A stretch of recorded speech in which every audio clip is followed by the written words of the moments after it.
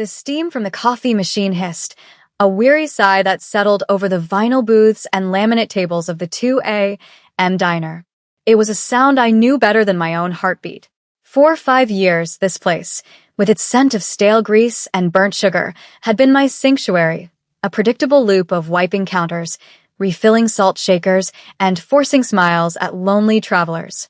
My life was a quiet, unassuming thing, a fragile structure built over the chasm of a past I refused to look into. I was Alara, a waitress, a ghost haunting the graveyard shift, and that was all I wanted to be. The small, silver locket tucked beneath the collar of my light blue dress was the only part of me that felt real. It was cold against my skin, a constant, heavy reminder of a life before this one, a love that had vanished like smoke, leaving only the ache of his absence. His face was etched inside, a young man with eyes so kind they could make wildflowers grow on barren land. I traced its outline through the thin fabric of my uniform, a secret ritual that both soothed and tore at the delicate scar tissue around my heart. Then, the bell above the door chimed, a sharp, intrusive sound that cut through the low hum of the fluorescent lights. They walked in, and the world tilted. There were 3 of them, all Korean, dressed in suits so black and impeccably tailored they seemed to absorb the light around them. They moved with a synchronized, predatory grace that didn't belong in a place like this. The air crackled, the temperature dropping as if they'd brought a pocket of winter in with them. My few customers, a trucker hunched over his pie, a pair of college students cramming for exams, fell silent, their forks frozen midair. The man in the lead was different. He was younger, perhaps 31, with a face that was a contradiction of harsh angles and unsettling beauty. His hair was dark, his eyes sharp and intelligent, holding a deep, ancient stillness that was profoundly unnerving. He didn't look at the menu. He looked at me. Every instinct screamed at me to run, to hide, to become invisible. But I was a waitress. So, I grabbed my notepad, smoothed my white apron, and walked toward them, my shoes sticking slightly to the linoleum floor. My heart hammered against my ribs, a frantic bird trapped in a cage. "What can I get for you?" I asked, my voice a thin, reedy thing I barely recognized. The leader simply stared, his gaze so intense it felt like a physical weight. He gestured to the empty table, a silent command.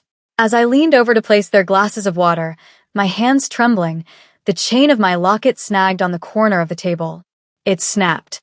The small silver heart clattered onto the floor, skittering to a stop right by his polished leather shoe. Before I could even react, he bent down, his movements fluid and precise, and picked it up. He didn't hand it back. He simply held it in his palm, his thumb brushing over the engraving. Then, with a slow, deliberate motion, he pressed the clasp. It sprang open. He stared at the tiny photograph inside, and the stoic mask on his face shattered, replaced by a storm of disbelief, shock, and a pain so raw it sucked the air from my lungs. He looked up at me, his dark eyes boring into mine, and his voice was a low, dangerous whisper that ripped through the diner's silence. "That's my brother's face." The words hung in the air, heavy and impossible. My mind refused to process them, scrambling for purchase on a reality that was crumbling into dust. The diner, once my mundane haven, transformed into a stage, and I was the unwilling actor trapped in a spotlight of cold, terrifying silence. The trucker slowly put his fork down. The students stared, their textbooks forgotten. My boss, Manny, peeked out from the kitchen, his face pale. My breath hitched, a strangled little sound in the cavernous quiet. "No," I whispered, the denial a reflex, a desperate attempt to shove the world back into its proper shape. "No, you're mistaken." I reached for the locket, my fingers clumsy and shaking, but he closed his hand around it, a gesture of absolute possession. His 2 companions rose silently, flanking him, their presence a solid wall of intimidation. They were monoliths in black, their faces impassive, but their eyes missed nothing. They watched me, their gazes dissecting my fear, my confusion, my very soul. The handsome man, the one who held my past in his fist, took a step closer. The clean, sharp scent of his cologne, Sandalwood and something cold, like winter air, invaded my space, suffocating the familiar diner smells. "Where did you get this?" he demanded. His voice was no longer a whisper. It was a blade, sharp and commanding. He held up the locket, the tiny, smiling face of my lost love exposed for all to see. The man I knew as Leo. The man I had mourned for 7 years. "Who gave this to you?" My throat was tight, clogged with unshed tears and a rising tide of panic. "He did." I managed to choke out. "His name was Leo." He's gone." The man's jaw tightened, a muscle twitching in his cheek. A flicker of something. Was it grief? Rage flashed in his dark eyes before being suppressed, locked away behind that terrifyingly controlled exterior. "His name was not Leo," he said, the words precise and cold. "His name was Kong Minjun, and he was my younger brother," my mind screamed. It was a lie. It had to be a lie. My Leo was a gentle soul, a poet who worked part-time in a bookstore, who brought me wilting daisies and read to me in the park. He was not this. He was not connected to this world of silent, dangerous men and chilling pronouncements. This had to be a cruel, monstrous mistake. "I want to know everything," the man commanded, his voice leaving no room for argument. "You're coming with me," he didn't ask. He stated it as fact. My world, once a small, manageable circle, had just been invaded, and its borders were being redrawn by a handsome, terrifying stranger who claimed to know the face I held closest to my heart. Manny took a hesitant step from the kitchen. "Hey, you can't just—" One of the flanking men turned his head, a slow, deliberate motion, and pinned Manny with a look of such profound menace that my boss froze, his mouth hanging open. The message was clear. There would be no interference. The transition was a blur, a violent tear in the fabric of my life. One moment, I was standing on the sticky linoleum of the diner. The next, I was being guided out into the pre-dawn chill, a firm hand on my elbow, not brutal, but unyieldingly insistent. The cold night air was a shock to my lungs, a stark contrast to the stuffy warmth of my workplace. A sleek black sedan, so out of place on this forgotten street, waited at the curb like a patient predator, its engine a low, throaty purr. One of the silent men opened the rear door, and I was ushered inside. The door closed with a soft, expensive thud that sounded like a vault ceiling shut. The interior was a world away from everything I knew. The scent of rich leather and that cold, clean cologne filled the small space.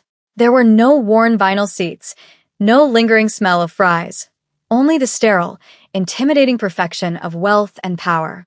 I sat rigidly on the plush seat, my light blue waitress dress a pathetic splash of color in the monochrome darkness. The man, the Korean Mafia boss, my mind supplied with a hysterical giggle, slid in beside me. He didn't look at me. He stared straight ahead, the silver locket still clutched in his hand. The car pulled away from the curb, and I watched my diner, my small, safe world, shrink in the rearview mirror until it was just another light in the sleeping city. A sob caught in my throat. I was a captive. My mind raced, frantically trying to piece together the fragments of this nightmare. Lei, mignon. A brother. It was impossible. The Leo the first knew was an orphan, or so he'd told me. He spoke of a lonely childhood, of finding solace in books and art. We met at the library where I used to study, a chance encounter that felt like fate. He was all soft smiles and quiet laughter. We built a small, perfect world for two, a world of whispered secrets and shared dreams, a world he had shattered when he disappeared without a word 7 years ago. The police had called it a likely runaway case.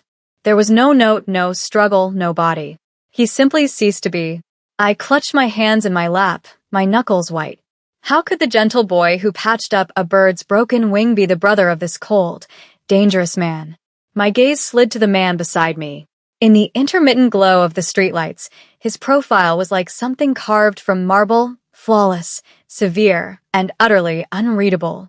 He held himself with an unnerving stillness, a coiled tension beneath the surface of his calm. He was beautiful, in a way that felt dangerous, like a perfectly forged weapon. We drove in absolute silence for what felt like an eternity, the city's neon signs painting fleeting, distorted colors across his impassive face. We ascended, climbing the spiraling roads of the city's most affluent district, leaving the grit and grime of my life far below. The car finally glided to a stop in a pristine, underground garage. The destination was a skyscraper that pierced the clouds, a gleaming needle of glass and steel. This was his world. As I was led into a private elevator that ascended with dizzying speed, I felt myself shrinking, becoming smaller and more insignificant with every floor we passed. The doors opened directly into a penthouse apartment. The first thing I saw was the view. The entire city spread out below us like a carpet of glittering jewels. The door clicked shut behind me, the sound echoing in the cavernous, silent space. It was the sound of my old life ending. I was left alone in the cavernous living room, a ghost in a glass cage. The man, Jae-wook, I heard one of his subordinates call him, had disappeared down a hallway without a word, leaving me to marinate in my terror. The penthouse was a testament to a life I couldn't comprehend. It was vast, minimalist, and cold. White marble floors gleamed under recessed lighting, and an entire wall was a sheet of glass showcasing the sprawling, indifferent city below. The furniture was sparse and brutally modern, all sharp angles and unforgiving surfaces in shades of black and gray. There were no photographs, no books, no clutter. It wasn't a home. It was a statement, a declaration of power and control, as sterile and soulless as a museum exhibit. I walked, my cheap waitress shoes silent on the polished floor, feeling like a microbe under a microscope. I was a stain of imperfection in this pristine world. I wrapped my arms around myself, a futile attempt to ward off the chill that had nothing to do with the temperature. My mind was a maelstrom. Lei. Min-jun, 7 years of grief had been built on a foundation of carefully constructed memories. His smile, the exact shade of his eyes in the sunlight, the feel of his hand in mine.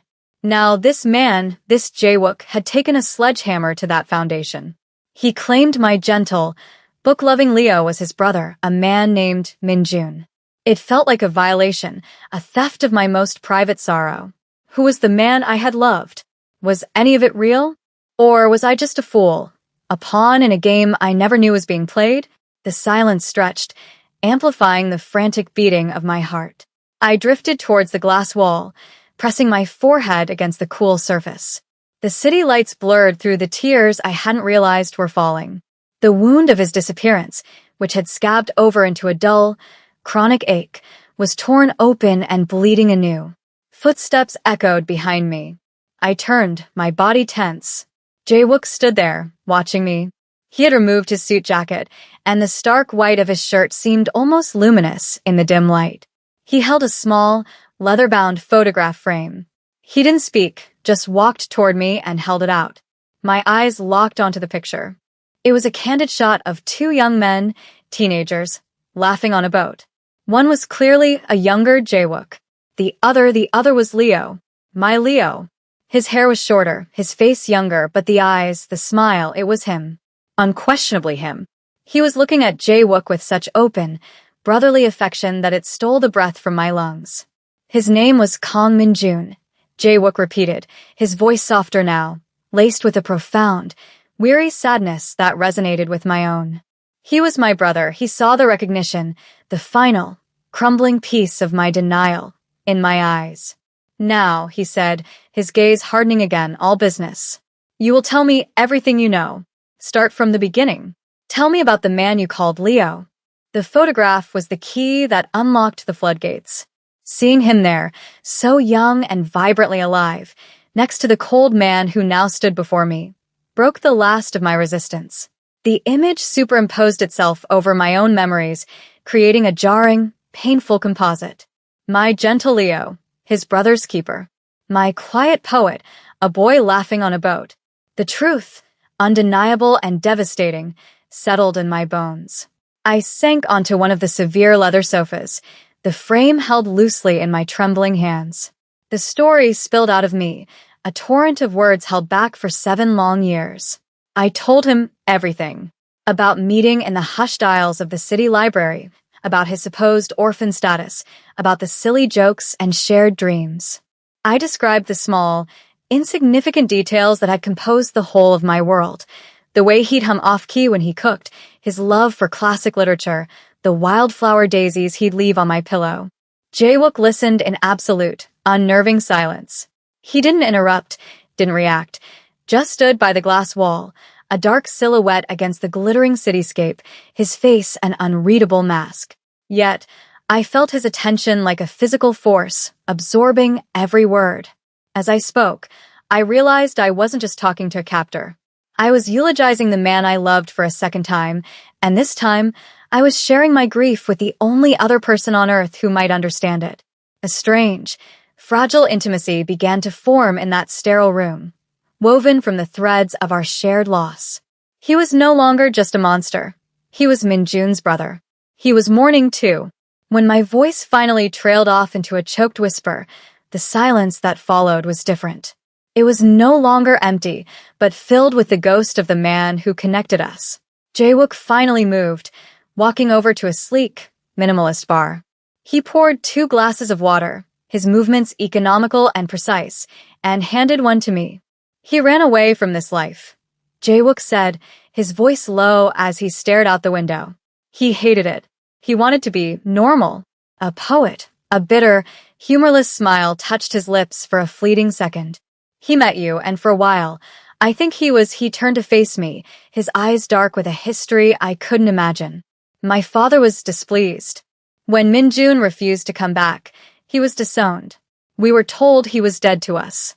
But I never stopped looking for him, he paused, his gaze dropping to the locket which he'd placed on the table between us. Then, 2 weeks ago, I received information. A rival organization, the Black Vipers, were bragging. They claimed they had finally eliminated the lost Kong brother, years ago. They said he left something behind. A key. Something that could destroy our entire family enterprise. He picked up the locket. I never believed he was truly dead. But this proves he was hiding. And he left this with you. The one person he trusted, he opened it again, but this time he didn't look at the photo. He ran a thumb along the intricate filigree of the silver casing. This isn't just a piece of jewelry, Ilara. My sources believe it contains a digital key, a drive hidden inside. Holding the information they killed him for, he finally looked at me, and the full weight of his dangerous world crashed down on me. They are looking for it, and now they know it exists. Your life, the quiet life he gave you, is over. They will come for you. He let that sink in before delivering the final, life-altering blow. You have 2 choices. Disappear and run for the rest of your life, and they will hunt you. Or you can help me. Help me find out who gave the order to kill my brother, and I will be your shield. I will protect you. The choice he offered wasn't a choice at all. Run and be hunted. Stay and be a target. The difference was the shield he offered. A shield with cold eyes and a past as dark and violent as the one that had stolen Leo, Minjun, from me. I looked from his unyielding face to the locket on the table, the silver glinting like a single, captured tear. Running had been my life for the past 7 years. Not from a physical threat, but from the ghost of my grief, from the gaping hole in my existence. I had built a small, hollow life around that emptiness. To run again, to spend whatever years I had left looking over my shoulder, would be to let that emptiness consume me entirely. But to stay meant stepping into his world, a world that had swallowed my gentle poet whole. It meant facing the monsters that had lived in the periphery of my happiness all along. For the first time in a long time, a flicker of something other than fear ignited within me. It was anger, a cold, quiet rage for the life that had been stolen, for the lies I had been told, and for the man I had loved who was so much more complex and tragic than I had ever known. He trusted me, I said, my voice low but steady. He left it with me. If there's a chance to know why he died, to know who's responsible, I won't run from that. My eyes met his, and for the first time, I didn't flinch. I'll help you. A flicker of surprise, or perhaps respect, registered in his gaze before it was gone, replaced by his usual stoic control. Good, he said simply. He introduced me to his head of security, a stern, older man named Mr. Park, whose polite bow did nothing to conceal the profound suspicion in his eyes. To him, I was a liability, a loose thread from the past that threatened to unravel everything. Soon after, another man arrived, introduced as Jae-wook's cousin and most trusted advisor, Jin-ho. He was the opposite of Mr. Park, warm, smiling, his face a mask of deep concern. He took my hand, his grip soft, and expressed his condolences for my loss, for the shock I must be feeling. Jae-wook has told me everything, Jin-ho said, his voice smooth as silk. Anything you need, Alara, you must not hesitate to ask. We are family now, bound by our love for Min-jun. His kindness felt like a warm blanket in the cold, sterile penthouse, and I found myself clinging to it, a desperate point of human connection. But as he spoke, his eyes kept darting to the locket on the table, a hungry, avaricious gleam that was gone as quickly as it appeared. Jae-wook, however, was focused. He had a technician on standby. The plan was to extract the drive without damaging the locket's casing. As the hours bled into one another, exhaustion began to pull at me. I must have drifted off on the unforgiving leather sofa because I awoke with a start to find a cashmere blanket draped over me. Jae-wook was sitting in a chair opposite, watching me, the locket held loosely in his hands. The harsh lines of his face were softened in the dim light. He used to get nightmares, he said, his voice a low murmur that barely disturbed the silence. When we were boys, I'd have to sit with him until he fell back asleep. He looked at me, a deep, searching gaze that seemed to see right through the walls I'd built around myself. He found peace with you. I can see that in that moment, he wasn't a mafia boss, and I wasn't his reluctant asset. We were just two people, connected by a ghost, sharing a quiet moment of remembrance in the dead of night, high above the sleeping city. The air in the back of the sedan was thick with unspoken tension. We were on our way to the technician, a man Jae-wook trusted implicitly. We moved through the city's underbelly, a labyrinth of rain-slicked industrial streets and shadowy alleys that felt a world away from the gleaming penthouse. Mr. Park drove, his eyes constantly scanning the mirrors, while Jae-wook sat beside me, a silent, coiled spring of lethal readiness. He had insisted I wear a simple black dress and coat he'd provided, my waitress uniform a relic of a life that no longer existed. My old life had been erased in less than a day. The destination was a derelict electronics repair shop, its windows dark and grimy. But inside, a hidden door led to a state-of-the-art lab, a clean, white space humming with the quiet power of advanced technology. The technician was a small, nervous man with brilliant eyes who immediately set to work, his fingers flying across holographic interfaces. I stood back, watching as he subjected the locket, my locket, Leo's last gift, to scans and lasers. Jae-wook stood beside me, his presence a solid, reassuring weight. It's shielded with a military-grade encryption, the technician muttered, sweat beading on his brow. And a biological lock. It needs a password, a vocal command. Before the casing will even open, before he could elaborate, the world exploded. The reinforced glass of the workshop shattered inwards in a spray of deadly shards. The roar was deafening. Instinct took over. Jae-wook tackled me, his body a hard shield over mine, as we hit the floor.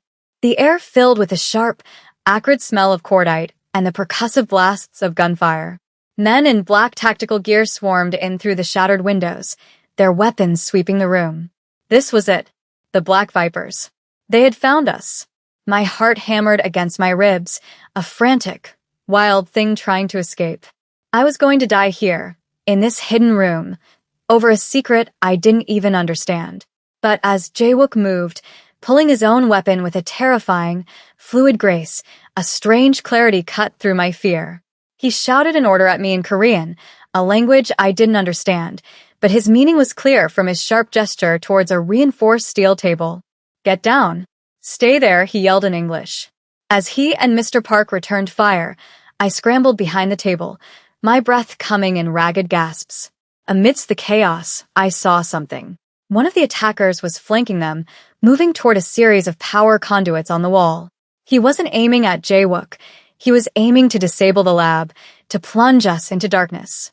Without thinking, I grabbed a heavy, discarded piece of equipment from the floor and hurled it with all my might at the conduits just as he raised his weapon. It struck with a shower of sparks, causing a massive electrical short. The lights flickered and died, plunging the room into chaos and momentary darkness. punctuated only by the muzzle flashes of the guns. That split second of confusion was all Jae-wook needed. The fight was brutal, efficient, and over in minutes. When the emergency lights flickered on, the attackers were neutralized, and the silence was more shocking than the noise had been.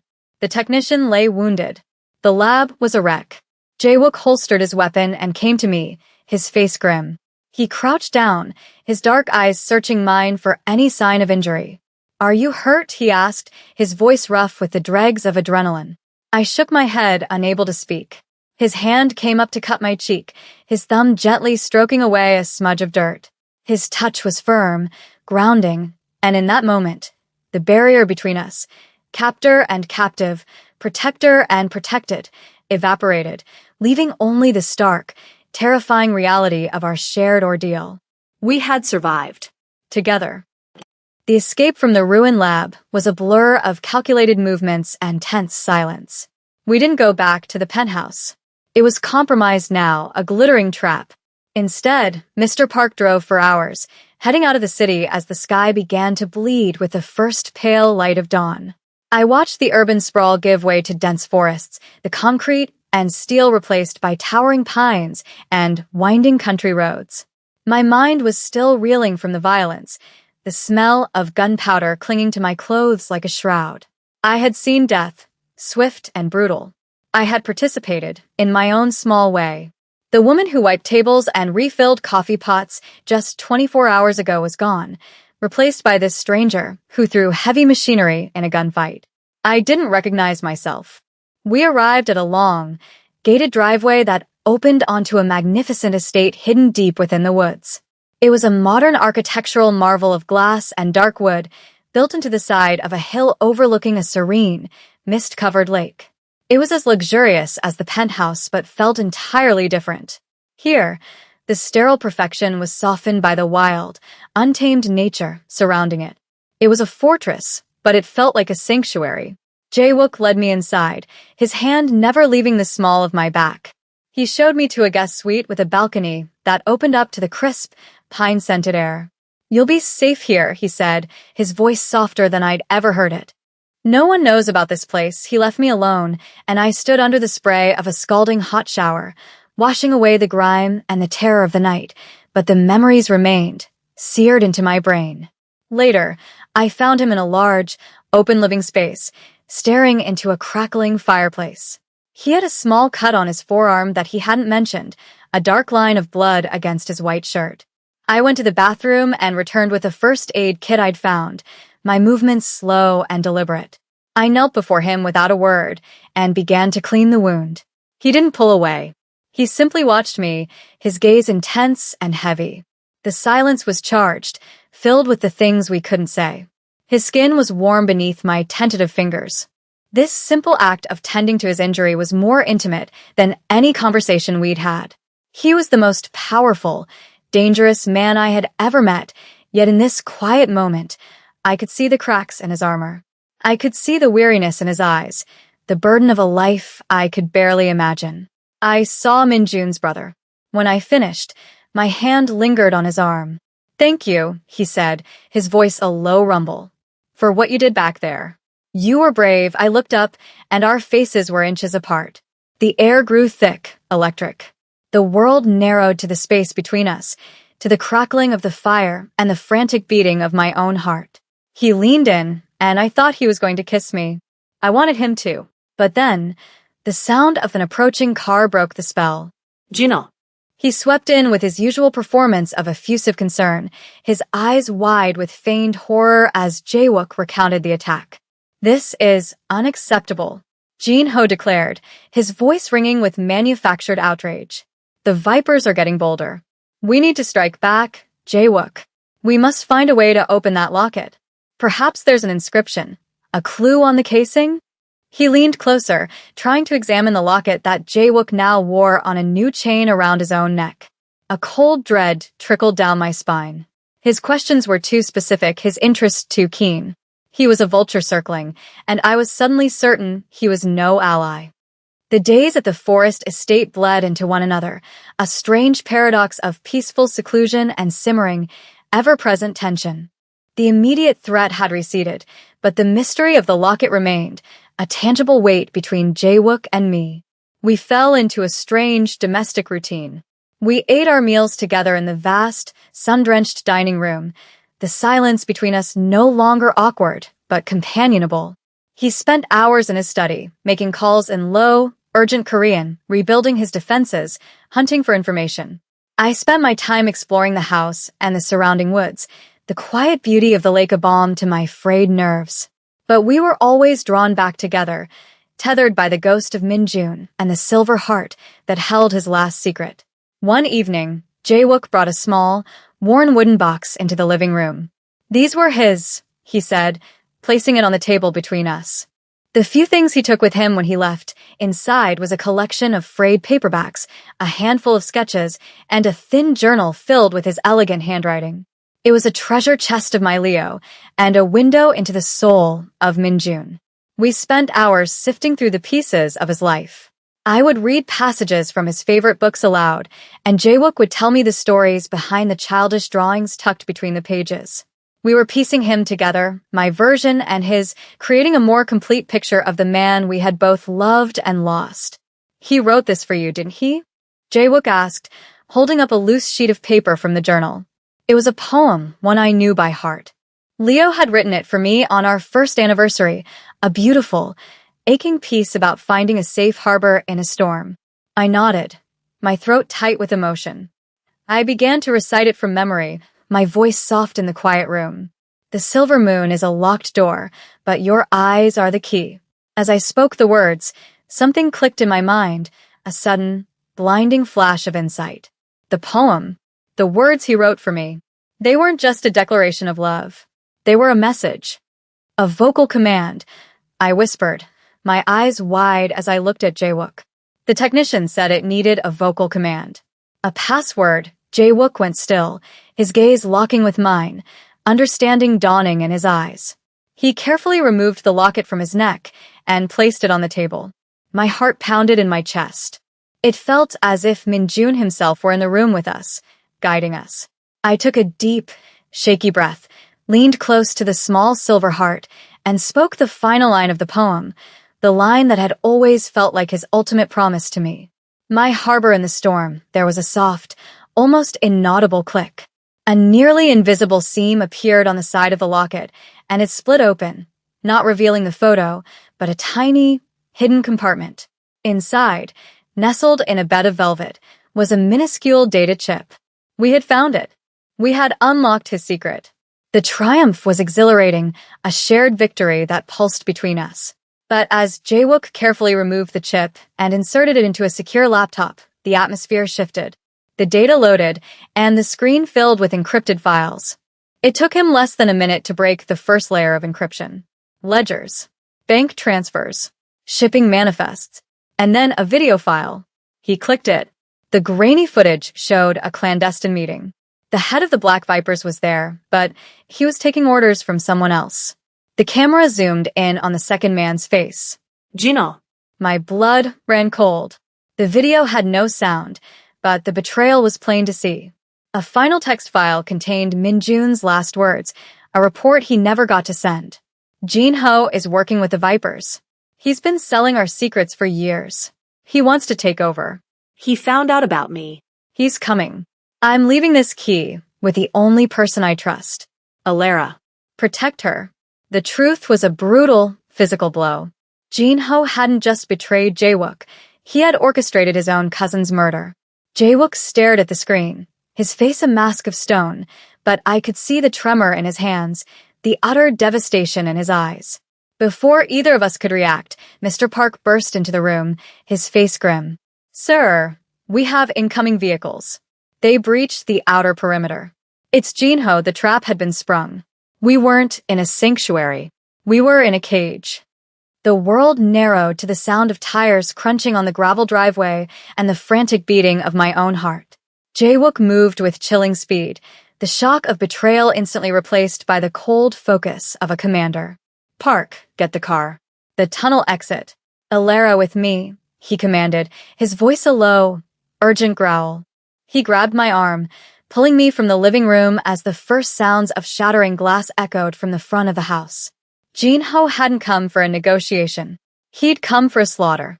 Jae-wook shoved a small, heavy pistol into my hands. "You remember what I showed you?" he asked, his dark eyes boring into mine. He had insisted on teaching me the basics of how to handle a weapon during our quiet days, a grim lesson I had prayed I would never need. I nodded, my hands shaking as I gripped the cold metal. "Point and pull the trigger. Don't hesitate." We raced through the pristine corridors of the estate, now a battlefield. The clean, minimalist lines were punctuated by the chaos of gunfire. Men loyal to Jin-ho were swarming the property. I saw Mr. Park engaging two of them near the garage, a fierce, loyal lion defending his territory. Jae-wook led me toward a hidden panel in the library wall, a secret passage he designed as a final failsafe. But as he reached for it, Jin-ho appeared at the end of the hall, a cruel, triumphant smile on his face. "Leaving so soon, cousin," he called out, his voice dripping with venom. "And taking my little key with you?" He had two men with him, their weapons aimed directly at us. We were trapped. "You killed him," Jae-wook said, his voice deceptively calm, a coiled snake ready to strike. "Your own blood," Jin-ho laughed, a hollow, ugly sound. He was weak. A sentimental fool who would have run our empire into the ground with his poetry and his morality. "Just like you, Jae-wook. You let this waitress soften you." He spat the word waitress like it was a curse. "Give me the drive, and I'll let her live." It was a lie. We all knew it. In that split second, as Jae-wook tensed beside me, I knew what I had to do. I wasn't the trembling girl from the diner anymore. I wasn't a passive observer. This was my fight, too. Min-jun had trusted me. I looked at the large, ornate globe standing on a pedestal near the doorway. An impulse, born of adrenaline and a desperate will to live, took over.